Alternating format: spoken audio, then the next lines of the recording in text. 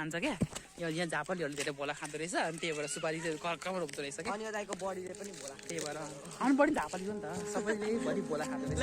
त्यही भएर चाहिँ पुरा गफाडी हुन्छ भन्थेँ होइन तर रङ रहेछ यो कुरा मैले यो कुरालाई रङ प्रुफ गरिसकेँ किन चाहिँ रङबाट लगेछ है मलाई फर्कायो क्या केटाहरूले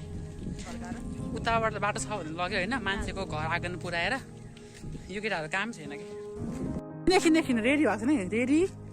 सेट एकछिन मैले सेट मात्रै भन्दै थिएँ यिनीहरू रेडी नै भन्दा आशिका दिदी तपाईँलाई यहाँनिर हामी हार्दिक निमन्त्रणा गर्न चाहन्छौँ किनकि यहाँ आएर सबै फोहोर सफा गरिदिनु होला हो यहाँ यस्तो फोहोर छ है देख्नु नि भाइ अनि यहाँ पानीको भाउ पनि 50 रुपियाँ यो भयो भाइको रिक्वेस्टलाई मानिदिनु होला दिदी प्लिज जम्मा मैले सुकाउँछु है हेर्नु है कि लजायो ए सा हो रहेछ नि त यता जान्छ यो हो रहेछ सुक्दो रहेछ भाइ यता हो रहेछ यी सबै सुलुक्क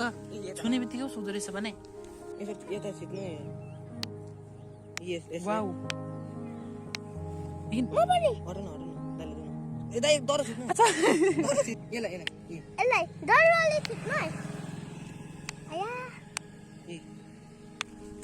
मैले यहाँ आएर धेरै कुराहरू एक्सपिरियन्स गर्न पाउँदैछु है धेरै नयाँ कुरा देख्न पाउँदैछु सो मजा आउँदैछ मलाई एकदम धेरै मजा आउँदैछ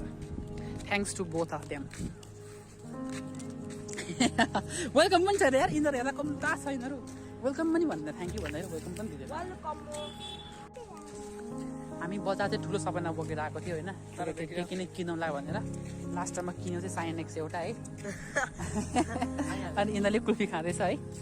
सो हामी त फर्क्यौँ अब के पनि रहेन रहेछ अनि हामी चाहिँ केही पनि नकिनिकन यही साइनेक्स किन्यौँ अनि केटाहरूले बरफ खाँदैन यिनीहरूलाई बरफ खायो यिनीहरूले अब हामी फर्केको त्यति नै हो अब हाम्रो सपिङ सक्यो आजको लागि